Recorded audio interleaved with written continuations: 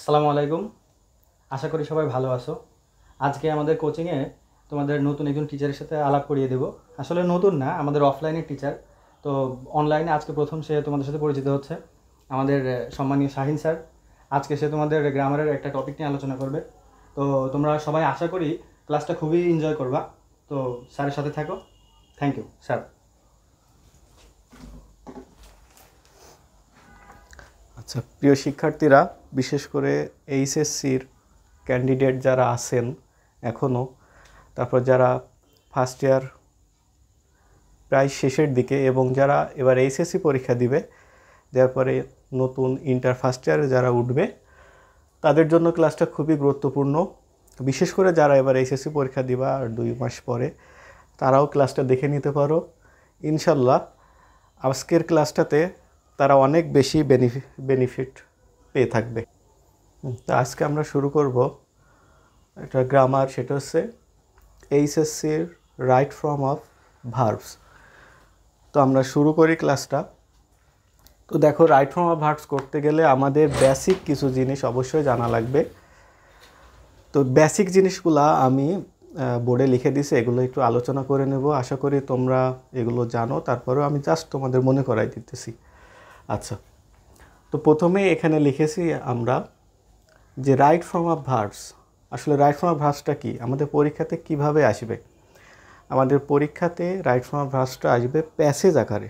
একটা প্যাসেজ দেওয়া থাকবে কোনো একটা টপিকের উপর ভিত্তি করে, তারপরে ব্র্যাকেটে একটা ভার্ব দেওয়া থাকবে। ব্র্যাকেটের ভার্বগুলো সাধারণত সবগুলো ভার্বের প্রেজেন্ট ফর্মে থাকে, অর্থাৎ বেস ফর্মে। এখন আমাদের রাইট ফর্ম অফ ভার্বে কী করতে হয়? বাক্যগুলো বুঝে, সাবজেক্ট বুঝে এবং টেন্স বুঝে আমাদের ভার্বটার সঠিক ফর্মটা বসাতে হয়। এই জন্য এই গ্রামারটার নাম দেওয়া রাইট ফর্ম অফ ভার্বস। এখন এই রাইট ফর্ম অফ ভার্বস করতে গেলে আমাদের বিশেষ করে যে বিষয়গুলো অবশ্যই জানা লাগবে, এগুলো আমরা আগে একটু শিখব। তারপরে আমরা জাস্ট শুধুমাত্র চিহ্ন ব্যবহার করে, চিহ্নগুলো দিয়ে কিভাবে রাইট ফর্ম অফ ভার্বসটায় 10টা ক্লু দেওয়া থাকবে, ওখানে আমাদের 5 মার্ক, 5-এ 5 পাওয়া যায়। এই একটা ক্লাসের মাধ্যমেই আমি তোমাদেরকে শিখিয়ে দেবো ইনশাল্লাহ। সবাই ক্লাসটাতে ফোকাস দিবে এবং মনোযোগ সহকারে ক্লাসটা দেখবে এবং বিশেষ করে খাতা এবং কলম নিয়ে বসবে এবং আমার সাথে সাথে আমি যখন প্রশ্ন করব এগুলো অ্যান্সার দেওয়ার চেষ্টা করবে। আচ্ছা, তো আমি এখানে লিখেছি প্রথমে যে ভার্ব। এখন এই ভার্বগুলো কত ফর্মে হয়ে থাকে, কিভাবে ভার্বগুলো গঠন হয়, এগুলো জানবো। দেখো, প্রথমে আমি লিখেছি ভার্বের প্রেজেন্ট ফর্ম, অর্থাৎ V1 লিখেছি। প্রত্যেকটা ভার্বের 3টা ফর্ম আছে, ভার্বের প্রেজেন্ট ফর্ম, পাস্ট ফর্ম এবং পাস্ট পার্টিসিপল ফর্ম। প্রেজেন্ট ফর্মকে আমি সংক্ষেপে লিখেছি V1, তারপরে V2, তারপরে V3, অর্থাৎ এটা প্রেজেন্ট ফর্ম, এটা পাস্ট ফর্ম, তারপরে পাস্ট পার্টিসিপল ফর্ম। এই যে ডু হচ্ছে ভার্বের প্রেজেন্ট ফর্ম, এর মানে বাংলা অর্থ হচ্ছে করা। আর এর পাস্ট ফর্ম অর্থাৎ V2 হচ্ছে ডিড এবং পাস্ট পার্টিসিপল ফর্ম হচ্ছে ডান। আচ্ছা, এগুলো আমরা সবাই জানি। তারপরে আমি লিখেছি, দেখো, V1 plus S or ES, এখানে আমি লিখেছি ডাজ, DOES, ডাজ, অর্থাৎ শুধুমাত্র ভার্বের প্রেজেন্ট ফর্মের সাথে এস বা ইএস যুক্ত হবে, অন্য কোনো ফর্মের সাথে ভার্বের এস বা ইএস যুক্ত হবে না। তোমরা অথবা প্যাসেজে দেখবে বা কোনো জায়গায় ইংরেজি করার সময় কখনো কি দেখেছো ডিডেস আছে বা ডিডস আছে? এমনটা নাই। কেন নাই? কারণ শুধুমাত্র ভার্বের V1-এর সাথে এস অর ইএস যুক্ত হয়। তারপরে আছে V1 প্লাস আইএনজি, অর্থাৎ শুধুমাত্র ভার্বের প্রেজেন্ট ফর্মের সাথে আইএনজি হয়, যেমন এখানে আমি লিখেছি ডুইং। তারপর লিখছি 2 প্লাস V1, অর্থাৎ 2 এর পরে সর্বদা ভার্বের প্রেজেন্ট ফর্ম হয়, ক্ষেত্র বিশেষ আমাদের ভার্বের সাথে আইএনজিও হতে পারে। তো 2 এর পরে ভার্বের প্রেজেন্ট ফর্ম, যেমন এখানে লেখা আছে টু ডু, এর একটা নাম আছে, সেটা হচ্ছে ইনফিনিটিভ। এটাকে 2 প্লাস ভার্বের বেস ফর্ম, এটাকে ইনফিনিটিভ বলা হয়। আচ্ছা, এবার দেখো, এই ভার্বগুলোকে, এই যে ভার্বের present form, past participle form, এগুলোকে 2টা ক্যাটাগরিতে বিভক্ত করা হয়েছে। একটা হচ্ছে স্ট্রং ভার্ব আর একটা হচ্ছে উইক ভার্ব। স্ট্রং ভার্ব কোনগুলো? যে ভার্বগুলোর আমাদের পাস্ট এবং পাস্ট পার্টিসিপল করার সময় DTED যুক্ত করা যায় না, অর্থাৎ যুক্ত হয় না, এগুলো পাস্ট এবং পাস্ট পার্টিসিপল করার সময় বানানের পরিবর্তন হয়, ওইগুলো হচ্ছে স্ট্রং ভার্ব। যেমন স্পিক, স্পোক, স্পোকেন। দেখো, এখানে স্পিক থেকে যখন আমরা V2 করেছি, স্পোক এটা টোটালি বানানের পরিবর্তন হয়ে গেছে। তারপর ভিতরি হয়েছে স্পোকেন। এমন আমাদের স্ট্রং ভার্ব আছে গ্রামারে প্রায় 130 থেকে 35টা। এইগুলো আমাদের আগে থেকে জানতে হবে, এগুলো হচ্ছে বেসিক। এইগুলো জেনে তারপরে আমাদের রাইট ফর্ম ভার্বে যেতে হবে, না হলে বেসিক যদি স্ট্রং না থাকে তাহলে ভিতরে আমরা যতই মুখস্থ করে যাই না কেন কাজ হবে না। আমার একটা বান্ধবী ছিল, আমাদের পাশের বাসার, সে যখন পড়তো, এই যে বই পড়তো, বিজ্ঞান পড়ছে একটা বই নিয়ে, যে গাছের পাতা সবুজ, গাছের পাতা সবুজ, গাছের পাতা সবুজ। তো এইভাবে সারাদিন পড়ে যাবে, কিন্তু কোনো কাজ হবে না। আমাদের পড়তে হবে টেকনিক, আগে টেকনিক দিয়ে কিভাবে আমাদের পড়াটা ইফেক্টিভ হয়। ঠিক আছে, তো আমরা জাস্ট টেকনিক্যালি পড়ব, যে এই যে স্ট্রং ভার্ব যেগুলো আছে এগুলো খুব সুন্দর করে মুখস্থ করে নেব। 130টা স্ট্রং ভার্ব, যেগুলো আমার যে কোনো বইতে আমরা পেয়ে যাব ইনশাল্লাহ। তারপর আছে উইক ভার্ব। উইক ভার্বের সংখ্যা অনেক, উইক ভার্বের সংখ্যা অনেক। এই উইক ভার্ব কোনগুলো? যে ভার্বগুলো পাস্ট এবং পাস্ট পার্টিসিপল করার সময় ডিটিইডি যুক্ত করে আমরা পরিবর্তন করতে পারি, অর্থাৎ পাস্ট এবং পাস্ট পার্টিসিপল ফর্ম করতে পারি, সেইগুলো হচ্ছে মূলত উইক ভার্ব। যেমন প্লে থেকে আমরা এসেছি প্লেইড ভি2তে, তারপরে গেছে কি প্লেইডে, অর্থাৎ প্লে থেকে এসেছে প্লেইড, অর্থাৎ এর শেষে দেখো ইডি যুক্ত হয়েছে ভি2তে এবং ভি3তেও ইডি যুক্ত হয়েছে। এই ভার্বগুলোকে বলা হয় উইক ভার্ব। আচ্ছা, তারপরে আমরা জানবো, দেখো যে ভার্ব ইন সেম ফর্ম, অর্থাৎ কিছু কিছু ভার্ব আছে যার তিনটা রূপই একই রকম, অর্থাৎ তিনটা ফর্মই এক। এর ভি1, ভি2, ভি3 এর তিনটা ফর্মই এক। যেমন এখানে লিখেছি তিনটা ভার্ব, আরও অনেকগুলো ভার্ব আছে। যেমন পুট, পুট, পুট, এর প্রেজেন্ট ফর্ম, পাস্ট ফর্ম এবং পাস্ট পার্টিসিপল ফর্ম তিনটা ফর্মই এক। এমন কিছু ভার্ব আছে, ভার্বগুলো আমাদের জানতে হবে। এইগুলো হচ্ছে রাইট ফর্ম অফ ভার্বসের বেসিক। এই বেসিকগুলো জেনে তারপরে আমরা রাইট ফর্ম অফ ভার্বস ক্লাসটা শুরু করব। তো এরপরে আমরা শিখব চিহ্ন দিয়ে কিভাবে রাইট ফর্ম অফ ভার্বস করা যায়। তো আমি এগুলো মুছে ফেলে দিলাম।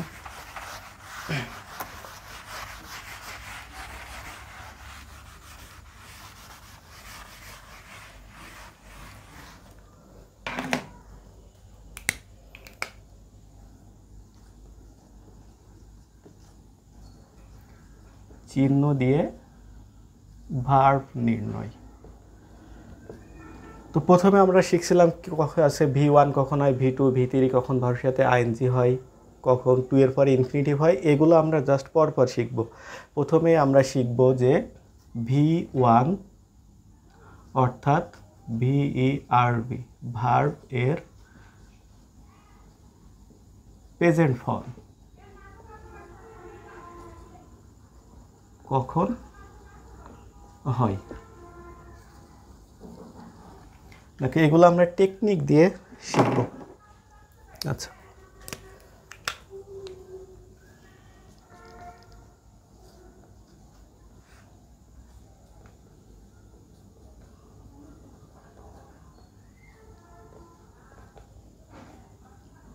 এখানে আমি জাস্ট 10টা বর্ণ লিখছি। একটা হচ্ছে অনু এর ডগস, অর্থাৎ এই টেকনিকটা জাস্ট মনে রাখবা যে অনু এর ডগস, এই ডগ আমরা এসটা নিব না, ডগ নিব। অনু এর ডগস অর্থাৎ অনুর কুকুরগুলা। ঠিক আছে, জাস্ট এইটা মনে রাখবো। এখন এইগুলো দিয়ে, এই বর্ণগুলো দিয়ে কিছু শব্দ আছে, এই শব্দগুলো যদি কোনো বাক্যে থাকে তখন আমাদের এখানে ব্র্যাকেটে যে ভার্বটা থাকবে এই ভার্বটা প্রেজেন্ট ফর্ম বসাতে হবে। তো প্রথমে ও থেকে কি আছে, O F T E N, often. N থেকে আছে আমাদের নর্মালি, ইউ থেকে ইউজুয়ালি, এ থেকে A L W A always, আর থেকে রেগুলারলি, এভরিডে, ডি থেকে আছে ডেইলি, অকেশনালি, জি থেকে জেনারেলি, এস থেকে আছে আমাদের সামটাইমস। অর্থাৎ এই যে একটা টেকনিক লিখে দিলাম এখানে, অনু এর ডগস, অর্থাৎ এখান থেকে ওতে আছে আমাদের অফেন, এন থেকে আছে নর্মালি, ইউ থেকে ইউজুয়ালি, এ থেকে অলওয়েজ, আর থেকে রেগুলারলি, ই থেকে এভরিডে, ডি থেকে ডেলি, ও থেকে অকেশনালি, জি থেকে জেনারেলি এবং এস থেকে সামটাইমস। কোনো বাক্যে যদি এগুলো থাকে তখন আমরা ব্র্যাকেটে যে ভার্বটা থাকবে ওটার প্রেজেন্ট ফর্ম বসাবো। তো আমরা কিছু উদাহরণে যাই দেখি।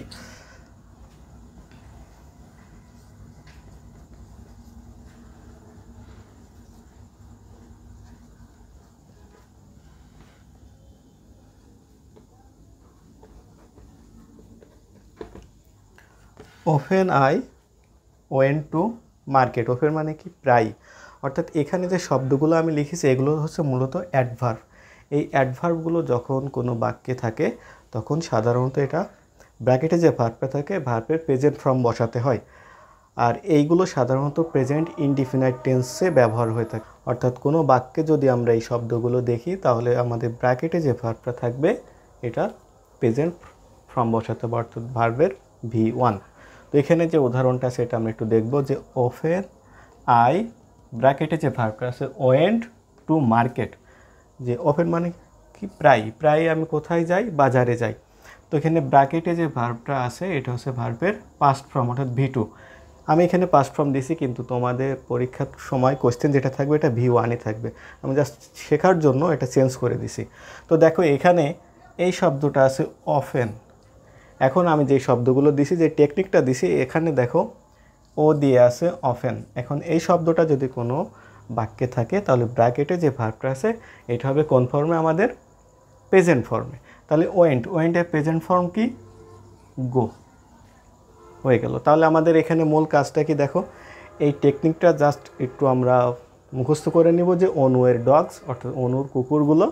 এখানে ও থেকে, এন থেকে, ইউ থেকে, এ আর ই ডি ও জি ইএস যে শব্দগুলো আছে এগুলো মুখস্থ করব। তারপরে রাইট ফর্ম ভার্ব করার সময় দেখব যে কোনো বাক্যে এই শব্দগুলো আছে কিনা, থাকলেই ব্র্যাকেটের ভার্বটা আমরা প্রেজেন্ট ফর্মে বসাই দেব।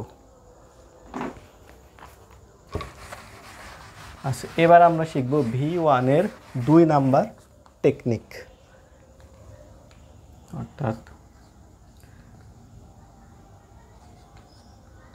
চিরন্তন সত্য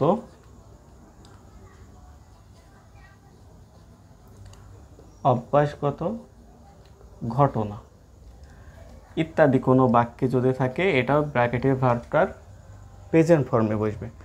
যেমন ম্যান বি মর্টাল, মানুষ কি? মরণশীল। এখন মানুষ কি? মরণশীল না।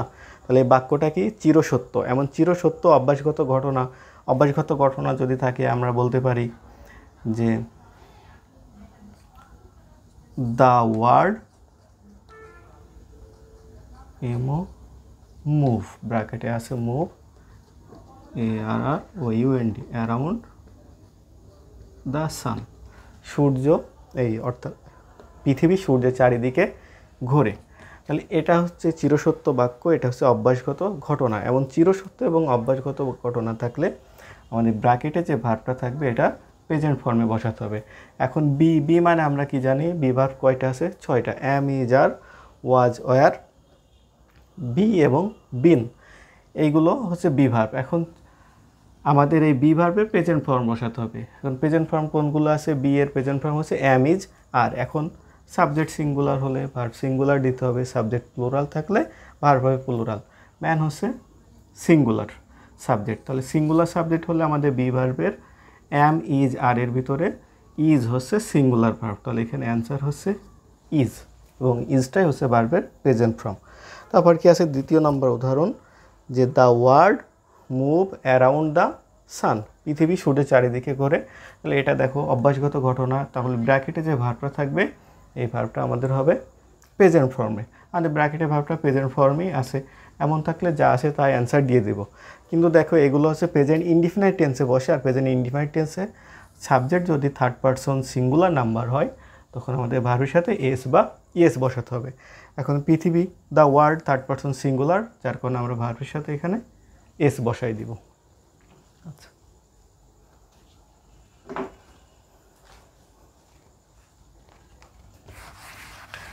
এরপরে V1 এর পরেরটা আমরা শিখব। এটা হলে V1 এর কাজ শেষ। তারপরে আমরা V2-তে চলে যাব। এটা হচ্ছে মডাল ভার্ব। আমাদের যে সকল মডাল ভার্বগুলো আছে, মডাল প্লাস V1, অর্থাৎ কোথাও যদি মডাল ভার্ব থাকে এবং তারপরে ব্র্যাকেটে যদি কোনো ভার্ব থাকে, সেক্ষেত্রে আমরা ব্র্যাকেটের ভার্বটার প্রেজেন্ট ফর্মে বসাবো। এখন মডাল ভার্ব কোনগুলো আছে? Can, could, will, would, shall, should, may, might ইত্যাদি ইটিসি। অর্থাৎ এই ভার্বগুলো যদি কোনো বাক্যে থাকে, মডাল ভার্বগুলো, এরপরে ব্র্যাকেটে যে ভার্বটা থাকবে সেক্ষেত্রে আমরা ব্র্যাকেটের ভার্বটার বেস ফর্ম বা প্রেজেন্ট ফর্ম বসাবো। যেমন she will go to visit Dhaka. সে অবশ্যই কী করবে? ঢাকা পরিদর্শন করবে। তাহলে এখানে দেখো উইলটা কি? Modal verb. এখন মডাল ভার্বের পরে ব্র্যাকেটে যদি কোনো ভার্ব থাকে সেক্ষেত্রে আমরা ব্র্যাকেটের ভার্বের বেস ফর্ম অর্থাৎ প্রেজেন্ট ফর্ম বসাবো, অর্থাৎ V1। তাহলে এখানে গোটা কি ভার্বের প্রেজেন্ট ফর্মই।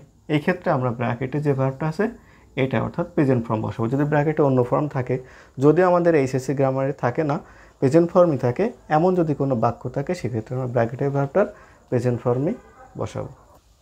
আচ্ছা, তাহলে আমাদের প্রথম কাজ হবে কি, এখানে যে মডাল ভার্ব যেগুলো আছে এগুলো একেবারে মুখস্থ করে ফেলা। Can, could, will, would, shall, should, may, might, আরও কিছু আছে, ওড টু আছে, হ্যাড, বেটার, উড, রেদার, এগুলোও আছে। তো আমরা মূলত এইগুলাই রাইট ফর্ম ভার্বে বেশি এসে থাকে, যার কারণে এই মডাল ভার্বগুলো মুখস্থ করব। আর মডাল ভার্বের পরে ব্র্যাকেটে যদি কোনো ভার্ব থাকে, এই ভার্বের আমরা প্রেজেন্ট ফর্ম বসাই দিব। আচ্ছা, তাহলে আমরা প্রথম থেকে যেটা শিখলাম এর বেসিকগুলা কি রাইট ফর্ম ভার্ব করার জন্য, সেটা হচ্ছে প্রথমে আমাদের জানা লাগবে ভার্বের present form, past form, past participle form. এবং এই যে ভার্বগুলো দুইটা ক্যাটাগরিতে ভাগ করা হয়েছে, স্ট্রং ভার্ব, উইক ভার্ব, এই ভার্বগুলো মুখস্থ করে ফেলা এবং এর জন্য নিয়মিত আমাদের পড়াশোনা করা এবং মাঝে মাঝে এগুলো রিভিশন দেওয়া। আচ্ছা, তারপরে আমি আরও যেগুলো বললাম যে ভার্বের প্রেজেন্ট ফর্মের সাথে এস বা ইএস যুক্ত হয়, ভার্বের প্রেজেন্ট ফর্মের সাথে আইএনজি যুক্ত করতে হয়। আচ্ছা, তারপরে আমরা আরও একটা জিনিস শেখালাম, সেটা হচ্ছে যে ভার্ব ইন সেম ফর্ম, যে কিছু কিছু ভার্ব আছে যার তিনটা ফর্মই এক, এগুলো জানা। আর তারপরে আমরা টেকনিক দিয়ে যেটা শিখছিলাম যে V1 অর্থাৎ ভার্বের প্রেজেন্ট ফর্ম কখন হয়, এগুলোতে তিনটা টেকনিক দিয়ে শেখানো হয়েছে। প্রথমটা হচ্ছে অনওয়ের ডগস। আমরা একটু রিভিশন করে নেব যে অনওয়ের ডগস যে শব্দগুলো আছে এইগুলো যদি কোনো বাক্যে থেকে থাকে, ব্র্যাকেটে যে ভার্বটা আছে ভার্বটা প্রেজেন্ট ফর্মে বসাতে হবে। তারপর আমরা পড়েছি যে মডাল ভার্বের পরে ভার্বের প্রেজেন্ট ফর্ম হবে চিরসত্য অভ্যাসগত ঘটনা এমন যদি কোনো বাক্য থেকে থাকে, ব্র্যাকেটের ভার্বের প্রেজেন্ট ফর্ম বসাতে হবে। আর এই যে ভার্বের প্রেজেন্ট ফর্ম বসে এমন অংশ হচ্ছে তিনটা, আর একটা অংশ আছে, এটা দিয়েই আজকে আমরা এই ক্লাসটা শেষ করে দেব। অর্থাৎ ভার্বের প্রেজেন্ট ফর্ম কখন কখন হয় তিনটা জিনিস শেখাইছি, আর একটা শেখালে এই চারটা জায়গায় শুধুমাত্র ভার্বের প্রেজেন্ট ফর্ম হয়। এই চারটা জিনিস আমরা যদি শিখে নিতে পারি, তাহলে আমাদের যে প্যাসেজ আসবে ওখান থেকে কোথায় কোথায় ভার্বের প্রেজেন্ট ফর্ম বসাতে হবে আমাদের আর কখনো ভুল হবে না। জাস্ট এই চারটা দিয়ে ভার্বের প্রেজেন্ট ফর্ম শেষ, অর্থাৎ এখানে এখানে ভার্বের প্রেজেন্ট ফর্ম বসাতে হবে। লাস্ট যেটা সেটা হচ্ছে 2 + V1, অর্থাৎ 2 এর পরে ভার্বের প্রেজেন্ট ফর্ম বসাতে হবে। উদাহরণ দিয়ে দিই, V1 হবে he want to go to market. সে কোথায় যেতে চায়? বাজারে যেতে চায়। আচ্ছা, তাহলে এখানে দেখো ব্র্যাকেটে যে ভার্বটা আছে ভার্বের আগে কি আছে? To, preposition.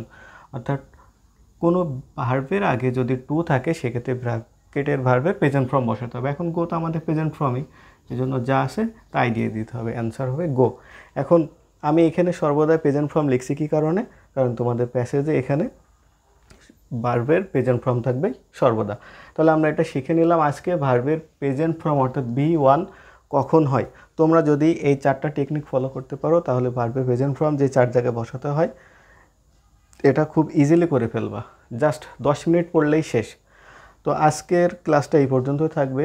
আমরা V1টা শিখলাম, আগামী ক্লাসে আমরা শিখব রাইট ফর্ম ভার্বের V2 অর্থাৎ ভার্বের পাস্ট ফর্ম, আরেকটা শিখবো V3 অর্থাৎ ভার্বের পাস্ট পার্টিসিপল ফর্ম কখন হয়। তো আজকে যে ক্লাসটা করলে তোমরা এটা সবাই খাতায় লিখে নেবে এবং বাসায় সুন্দর করে পড়াশোনা করবে। ইনশাল্লাহ আমরা আগামী দিন নেক্সট ক্লাস করব।